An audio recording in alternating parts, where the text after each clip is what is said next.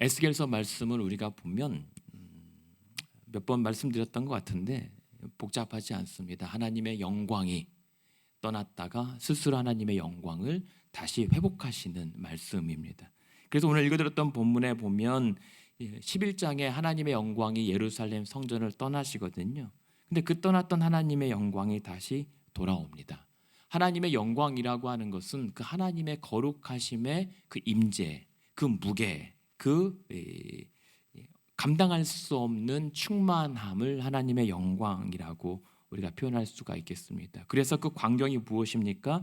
오늘 2절, 3절에 보면 그 하나님의 영광이 다시 회복되는 장면을 많은 물소리, 그러니까 그냥 맑은 물소리가 아니라 많은 우레와 같은 물소리로 표현되고 찬란한 광채의 빛남으로 표현이 됩니다. 형언할 수 없는 하나님의 영광이 이제 다시 돌아오게 되는 것이죠. 이 성전에 하나님의 영광이 돌아왔다라고 하는 것은 단순한 말이 아니라 이제 이 솔로몬 성전을 짓고 나서 그때 하나님의 그 영광이 충만하여서 그 제사를 드렸던 제사장들도 멀쩡히 서 있을 수 없었던 그런 부담감과 무게감, 그런 가득한 영광이 이제 에스겔을 통해서 보여주시는 거죠. 그리고 그 하나님의 영광은 3절에 보면 에스겔서 초반부터 이제 이 예루살렘 성을 심판할 것이다, 성전을 심판할 것이다라고 하셨던 그때 보여주셨던 영광과 또 그발 강가에서 에스겔이 울고 있을 때 보여주셨던 그 하나님의 영광과 같음으로 하나님의 영광이 지금 다시 찾아오고 있다라고 하는 사실을 에스겔이 증거하고 있습니다. 근데 오늘 잘 보시면 이 하나님의 영광이 성전으로 돌아오시는 이 귀환의 의미가 첫 번째는 뭐냐면 하나님의 은혜라는 거예요. 하나님의 영광이 떠났다가 하나님의 영광을 회복하시는 것은 하나님 스스로 주도적으로 일방적이고 주권적으로 회복하고 계시다라고 하는 거예요. 우리가 하나님의 영광을 그렇게 되뇌이고 표현하지만 하나님은 스스로 일하시는 분입니다. 그래서 우리가 하나님 영광을 보고 싶습니다.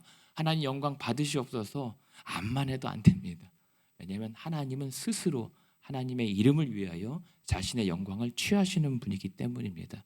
심지어 모세조차도 출애굽기에서 주의 영광을 보여주십시오라고 했을 때조차도 하나님은 네가 보여달라고 해서 보여준 것이 아니라 나는 은혜 베풀 자에게, 긍휼 베풀 자에게 내가 베풀고 준다라고 하는 이 분명한 하나님의 주도성을 표현하시고 그 자신의 영광을 보여주시죠. 그러니까 오늘도 우리는 하나님의 영광을 우리에게 보여주셔야만이 볼 수가 있는 자들입니다.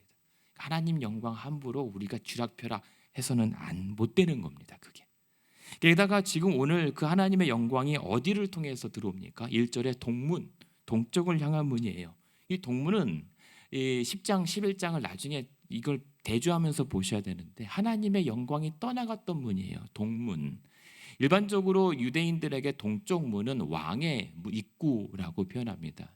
그러니까 그 왕의 입구로 하나님께서 떠났던 그 문으로 하나님이 돌아오신다라고 하는 것은 그때 당시 이스라엘 백성들이 실패했던 그곳으로 다시 하나님이 들어오신다는 겁니다. 무슨 말이냐면 하나님은 우리가 실패했던 그곳에서 다시 하나님의 일을 일으키겠다라고 하는 선언하시는 거예요. 그래서 하나님께서 동문으로 돌아왔다는 것은 내가 너희가 실패했던 그 장소에서 너희와 함께 시작해 보겠다라고 하는 겁니다. 그래서 하나님의 영광이 성전으로 귀환할 때 무엇이 동반되냐면 이스라엘 백성들, 포로로 끌려갔던 이스라엘 백성들이 함께 귀환하는 그런 영광스러운 일들이 동반되는 겁니다.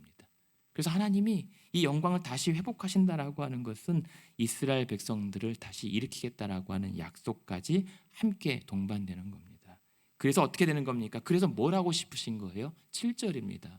7절에 보면 너희는 다시는 내 거룩한 이름을 더럽히지 말라. 아니 그 이름을 다시는 더럽혀지도록 내버려두지 않겠다라고 하는 하나님의 일을 위한 것입니다.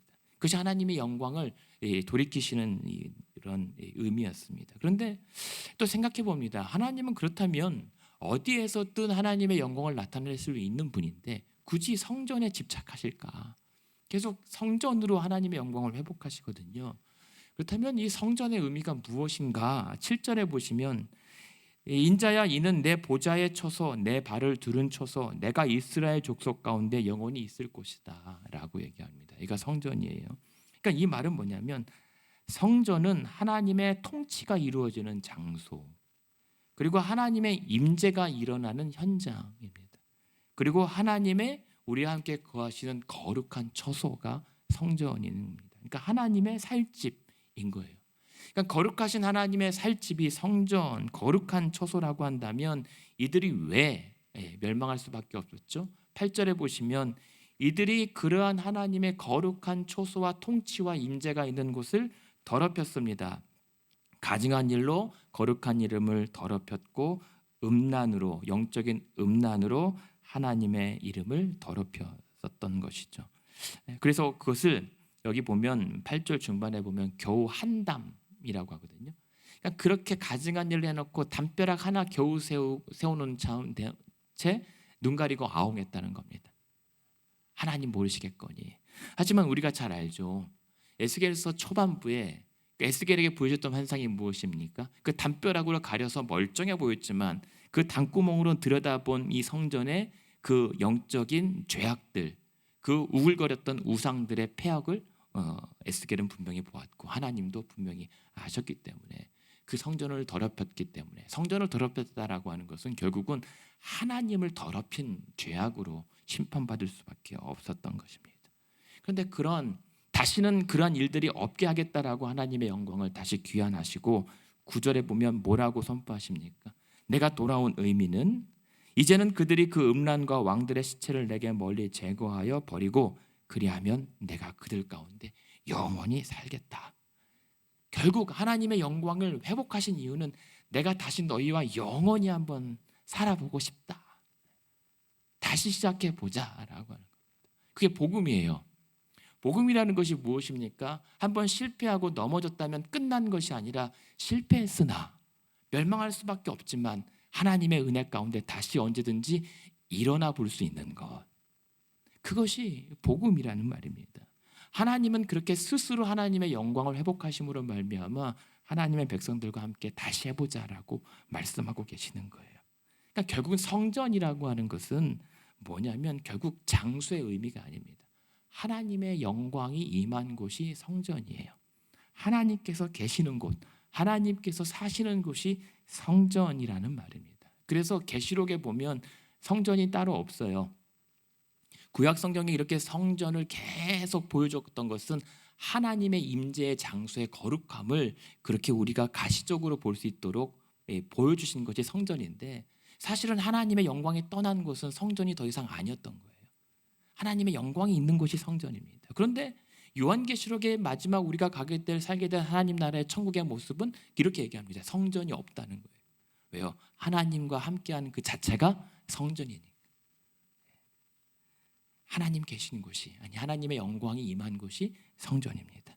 그렇기 때문에 그러한 영광의 처소에서 해야 될 것이 무엇입니까? 9절에 보면 영적인 음란과 우상 왕들의 잔재들을 처리하는 회개와 정결과 거룩에 힘써야 되는 겁니다. 그게 하나님과 동행하는 자들의 모습이죠. 그러니까 지난날의 그러한 실패의 죄악들을 단절시키는 것, 이것이 하나님의 영광을 맞아들이는 자들의 준비였던 거죠. 오늘 우리가 기도하면서 그렇게 해봤으면 좋겠습니다. 하나님의 영광을 우리에게 다시 나타내실 때 우리로 하나님의 영광을 감당할 수 있는 준비, 정결한 자로 되게 하여 주시옵소서. 그런데 여기서 보면 이 성전을 돌아오는 가운데 44장 1절에 보시면 그 하나님의 영광이 성전으로 귀환한 다음에 하나님의 영광을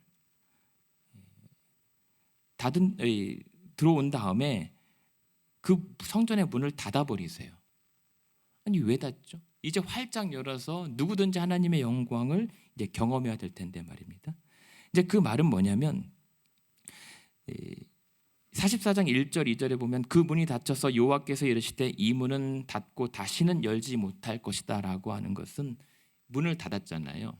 이제 들어온 하나님의 영광을 다시는 떠나지 않겠다라고 하는 하나님의 결단입니다. 내가 다시는 너희를 떠나지 않겠다. 그리고 다시는 이곳에 내가 떠나지 않아 너희를 더럽혀지도록 내버려두지 않겠다. 그리고 2절에 보면 이 문은 닫고 다시는 열지 못한다는 것은 나 외에는 이 문을 열거나 함부로 닫을 수 없다. 왕들조차도 아무나 들어올 수 없다. 대신 누구만 들어올 수 있냐면요. 9절에 보면 단 이방인 중에라도 마음과 몸의 할례를 받지 아니한 이방인은 내 성소에 들어오지 못한다. 이 말은 역으로 마음의 할례 받은 자들만 들어올 수 있겠다라는 겁니다. 그래서 이 문을 열고 닫는다라고 하는 이 입구는요, 하나님의 통치가 이곳에서 이루어진다는 겁니다. 하나님의 판단, 하나님의 재판이 이 문에서 이루어진다는 의미예요. 그래서 하나님 외에는 열거나 닫을 자가 없다는 거. 그러니까는 그것은 하나님께서 이제 주도하시겠다라고 하는 거예요. 근데 이 성전의 의미를 우리가 잘 생각해 보죠. 구약에서 계속 최초의 성전은 어딜까요? 에덴이죠. 하나님께서 아담과 하와가 같이 거했던 최초의 성전이 에덴 성전이란 말입니다.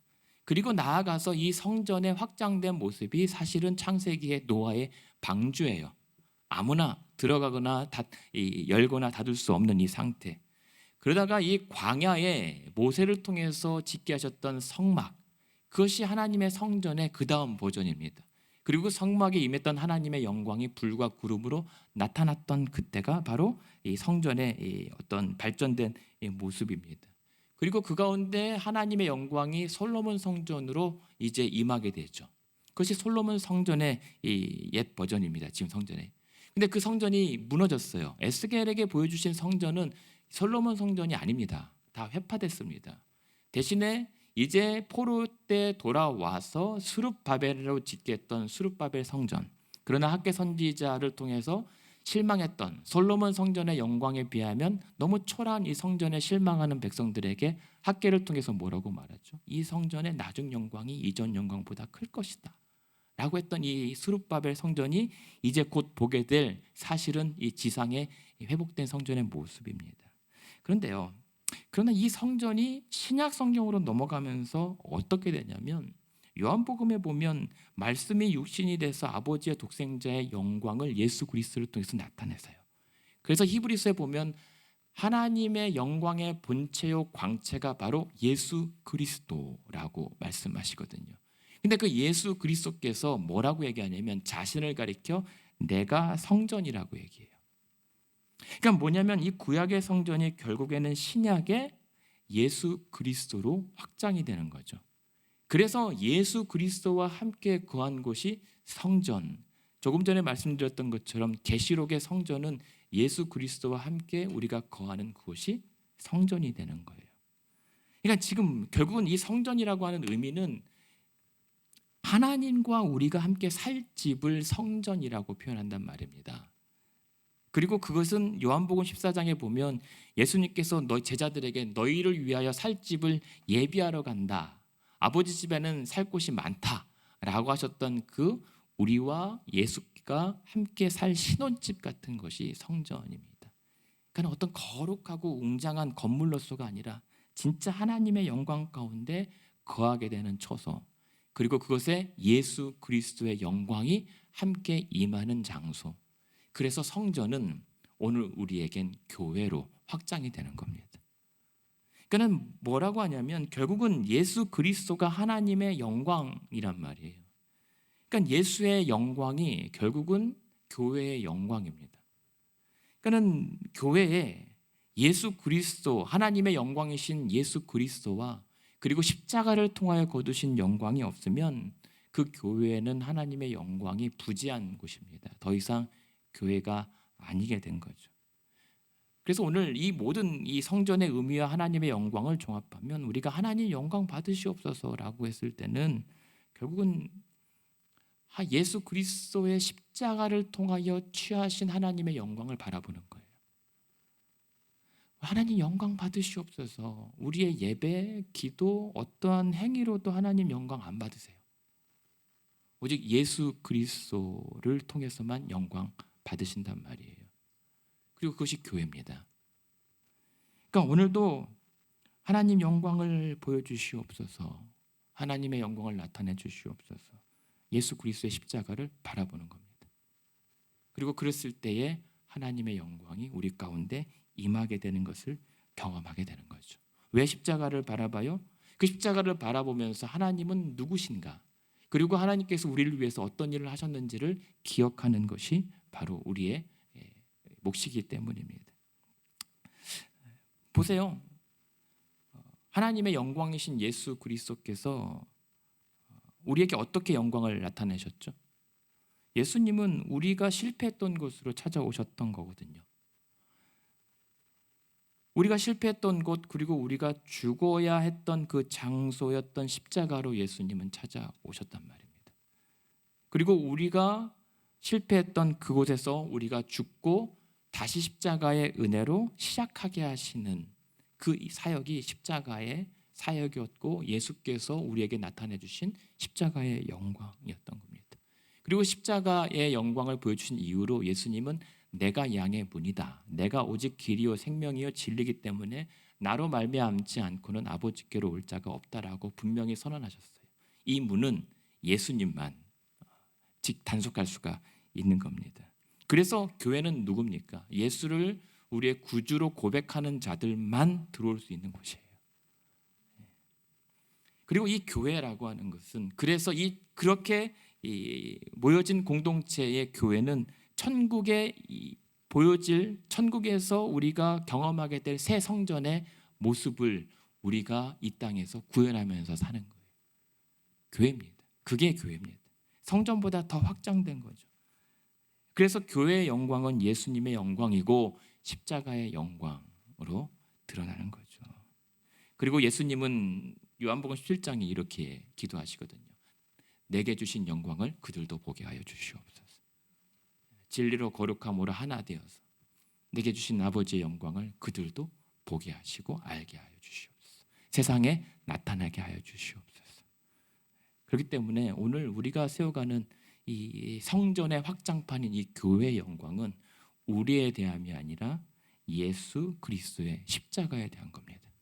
근데 그 십자가의 영광은 역설은 뭐죠? 우리가 죽어야 나타나는 영광이에요. 우리가 죽을수록 하나님의 영광, 아니 그리스도의 영광이 더 뚜렷하게 새겨집니다. 오늘 우리가 교회를 세워나갔을 때 아버지의 영광을 위해서 세워간다면, 오늘 우리의 신앙 안에서, 우리 교회에서 우리에 대한 것을 다 뺀 나머지 총합이 아버지 영광의 무게의 질량인 거죠. 우리에 대한 것을 다 뺀 나머지 남는 그 예수 그리스도의 형상이 십자가의 영광의 질량 같은 겁니다. 그래서 이 말씀을 정리하면, 근데 이 하나님의 영광은 오늘 왜 돌아오시려고 했는가? 이거예요, 사실은. 그렇게까지 그러한 하나님의 영광을 왜 떠나지 않고 버리지 않고 회복하시는가? 그것은 결국은 하나님의 영광의 존재 방식이 무엇이냐면요, 하나님이 그렇게 떠나지 않고 우리에게 돌아오셨던 것은 한 가지로밖에 설명 안 됩니다. 사랑이시기 때문에. 하나님의 영광의 존재 방식은 사랑입니다. 그래서 그 사랑의 거룩함이 맹렬한 질투와 심판으로도 이어지지만, 그러나 본질상 이 구원과 심판은 그 사랑의 같은 본질, 다른 행동이에요. 너무 사랑하기 때문에 구원도 하지만 너무 사랑하기 때문에 맹렬한 진노로 심판이 일어나는 거예요. 그래서 그 하나님의 영광과 거룩하심과 그 사랑과 거룩이 십자가로 지배하게 되는 겁니다. 그러니까 십자가가 하나님의 영광의 결정체였던 것입니다. 그래서 지금 하나님께서도 마찬가지잖아요. 너희를 심판한다고 해놓고 왜 멸망시키지 않고 다시 회복하시는가? 그 예수님도 마찬가지로 누구든지 그를 믿지 않으면 멸망시킨다고 했는데, 결국 왜 우리를 멸망시키지 않고 자신을 멸망시켰는가? 사랑 때문입니다. 우리를 사랑하기 때문에 멸망시킬 수가 없었던 거예요.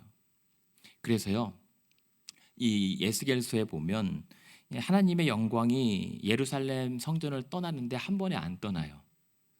여호와의 영광이 문지방에 걸리고 잠시 머무르다가 그 다음에 또 가다가 머물고 한참 머뭇거리다가 동쪽 산에서 이제 머물면서 영광이 떠난 장면이 맞춰지거든요. 저는요, 그 하나님의 영광의 성전을 떠나는 장면이 마치 사랑하는 사람이 떠나는데 떠나지 못하고 질질 그냥 끈적지게 달라붙는 애걸로 보여요.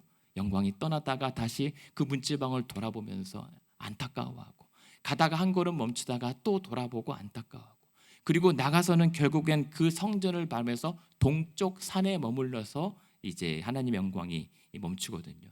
그러면서 동쪽 산에서 하나님의 영광이 마치 무너질 예루살렘 성전을 향하여 탄식하고 머뭇거리는 것으로 보입니다. 그런데 저는 그 모습이, 그 에스겔 성전의 영광이, 하나님의 영광이 떠나는 모습을 보면서 예수님께서 예루살렘 성전을 향하여 안타깝게 통곡하며 우시는 장면과 겹치더란 말입니다.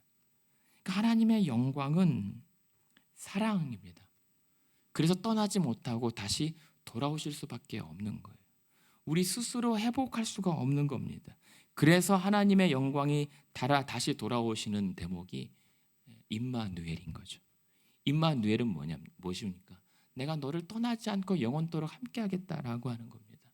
임마누엘, 우리가 사람들 사이에서 내가 너를 떠나지 않고 항상 너의 곁에 있을게 라고 하는 말은 뭡니까? 내가 너를 사랑한다는 표현이잖아요. 그러니까 예수님께서 그렇게까지 해서 십자가를 통해서 거두신 영광의 궁극적인 목표는 내가 너희와 끝까지 영원토록 함께 있을 것이다 라고 하는 사랑의 고백이란 말입니다.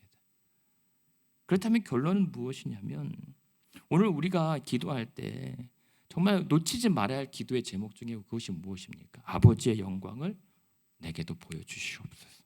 하나님의 아버지의 영광을 내게서 거두지 마시옵소서. 그러려면 어떻게 됩니까? 그 아버지의 영광을 취하는 그 패턴, 방식과 모습들을 우리가 붙잡아야 되는 거죠. 아마 아버지의 영광은 십자가로 거두신 아버지의 영광입니다. 자신을 죽이고 자신을 멸망시켜서 우리를 살리신 하나님 아버지의 영광.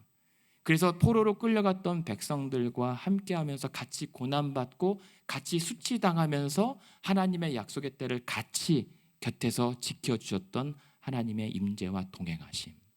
그렇다면 오늘도 하나님 아버지의 영광을 보여주시옵소서, 아버지의 영광을 내게도 비춰주시옵소서라고 기도할 때는 결국 우리의 기도는 그렇게 이어져야 됩니다. 예수 그리스도의 십자가 사랑 아래 나도 서 있게 하여 주시옵소서. 그 아버지의 영광을 거두신 그 길에 나도 서 있게 하여 주시옵소서. 그래서 그 실패한 곳에서 다시 시작하게 하시는 십자가의 은혜를 회복하게 하여 주시옵소서. 우리 신앙 안에서, 우리 기독교 안에서, 교회 안에서 그리스도의 십자가의 은혜가 얼마나 무색해졌고 무한해졌습니까? 말로만 십자가고 말로만 십자가의 은혜라고 하지만 실질적으로 우리 안에서 교회의 영광이 사라졌고 하나님의 영광이 희미해졌고, 그 때문에 성도들의 영광마저 추락한 이유는 아버지의 영광, 그리스도의 십자가의 영광을 우리가 놓아버렸기 때문입니다. 그러나 그 십자가의 영광이 우리 안에서 회복된다면 우리는 우리가 실패한 자리에서 먼저 찾아오시는 하나님의 일하심을 우리는 경험하게 될 것입니다. 그래서 오늘도 하나님 아버지의 영광을 우리에게 보여주실 때 하나님 나로 다시 시작하게 하시고, 그 은혜가 머무는 곳에서 하나님 나를 떠나지도 않고 버리지도 않겠다라고 하셨던 그 하나님의 약속으로 오늘 우리를 보호하여 주시옵소서. 우리의 교회를 세워 주시옵소서. 그래서 다시 한번 그 십자가의 영광을 나도 따라 일어나 쫓아가 보는 우리 되게 하여 주시옵소서. 그 길로 하나님의 영광이 나타나게 하여 주시옵소서. 그런 하나님의 영광 가운데 우리가 함께하는 저와 여러분의 하루 되시기를 주님의 이름으로 축원합니다.